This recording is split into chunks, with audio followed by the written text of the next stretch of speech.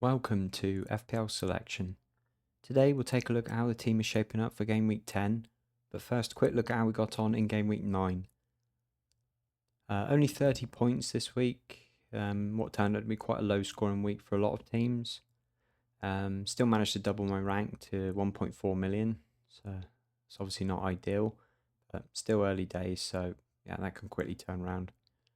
The only returns came from Senesi with a clean sheet, and had defcons from Lacroix and Fernandez.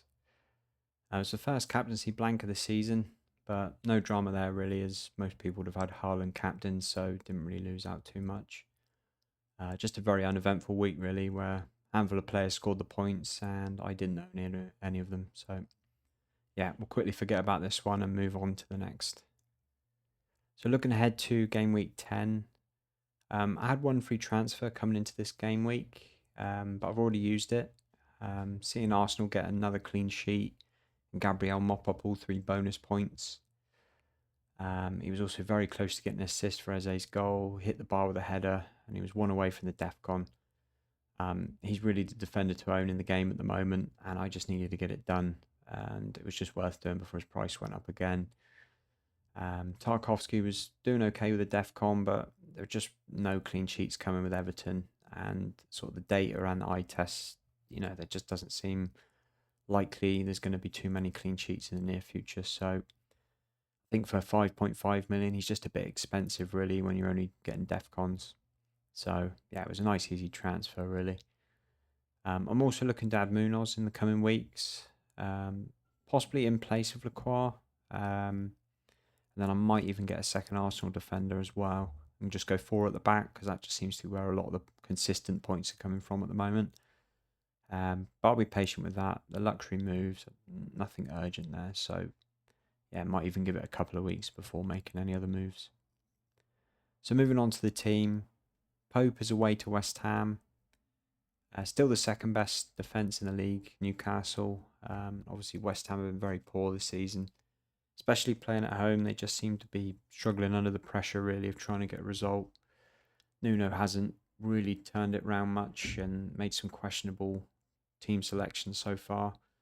You wouldn't put it past him to put it right there and come up with something, but everything we're seeing so far suggests they can't defend, they can't score goals, so you'd imagine Newcastle should have a good result there, and yeah, I think there's a high chance of a clean sheet.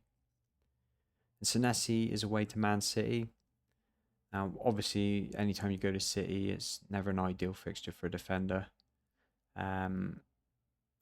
But I'm sort of debating whether I'm going to play Alderete over Senesi this week.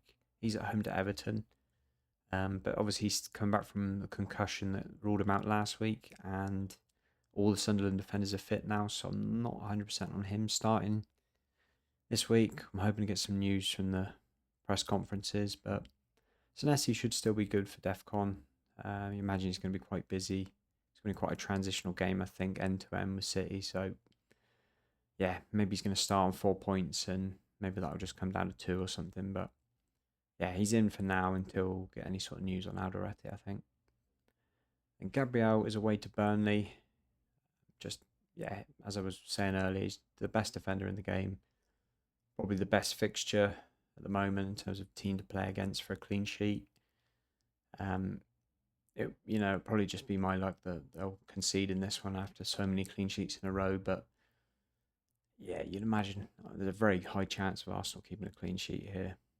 Burnley, have done okay so far this season, but they're not a big goal threat. Arsenal, obviously, the best defence in the league.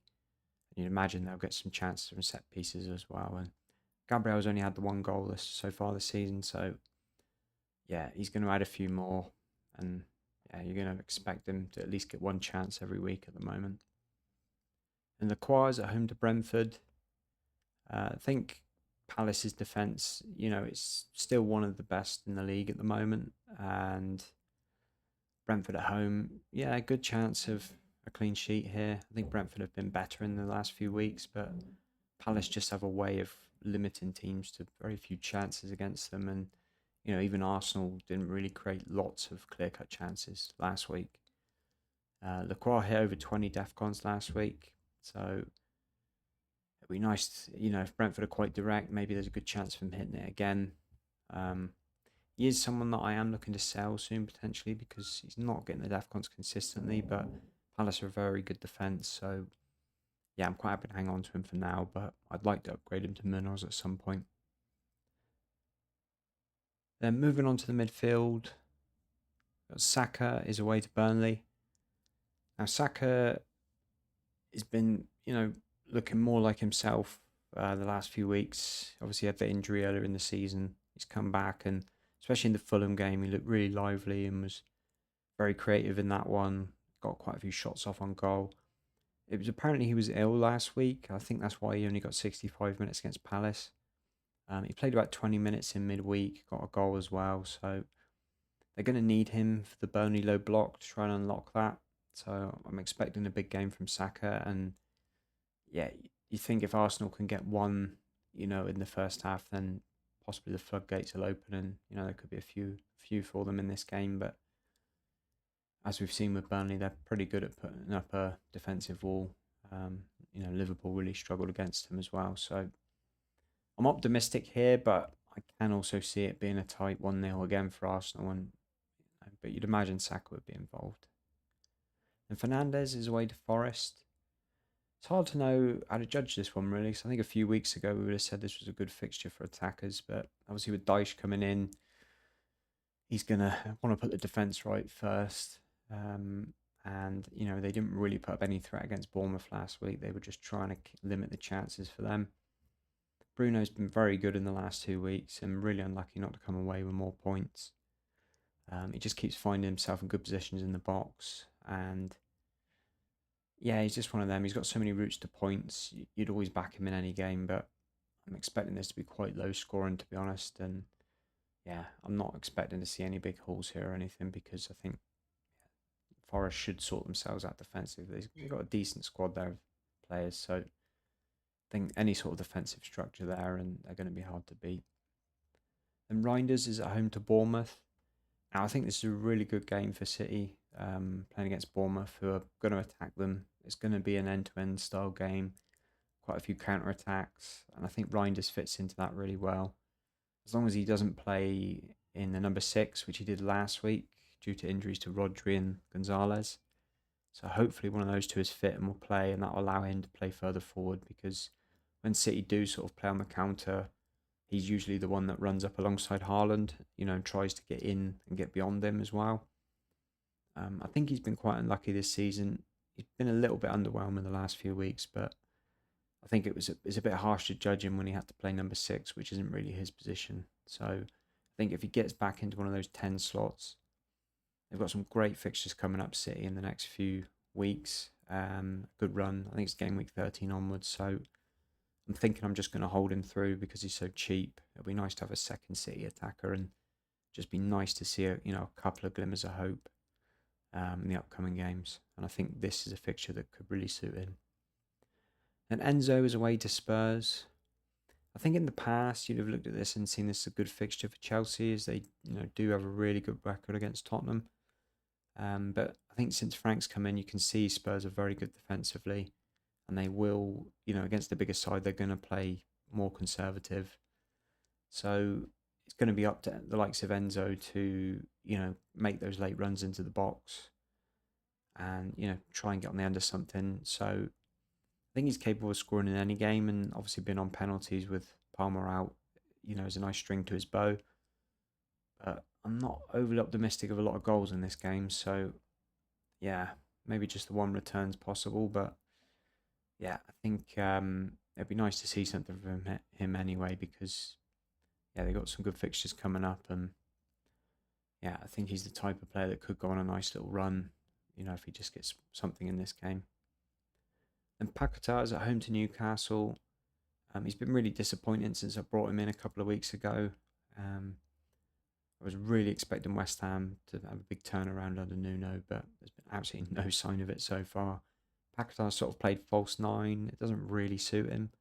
But then later in the Leeds game, he dropped a bit deeper into midfield and he was sort of running the game.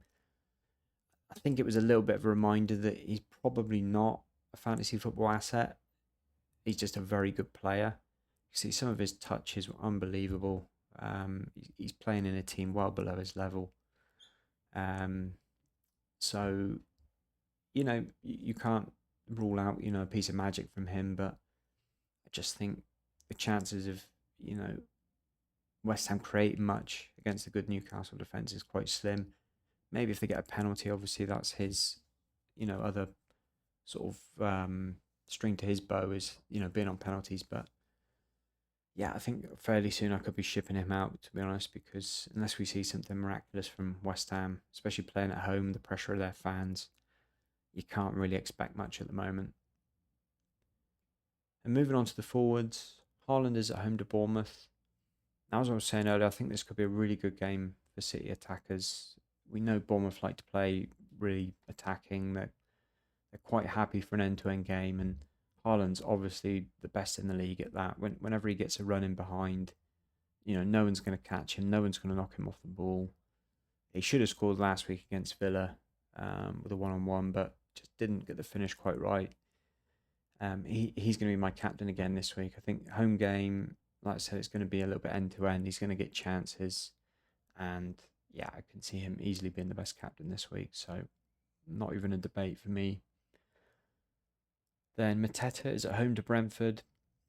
Now, again, I think this could be a good fixture for Palace. I think they have the best. I think they have the best XG for the season so far. They're creating so many chances. Obviously, Mateta's on the end of most of them. Home game.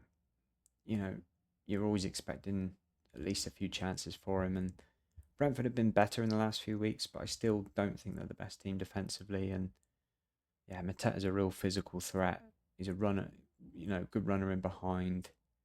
And it's just the combination of having so many runners and, they've got good passes in Wharton and Kamada.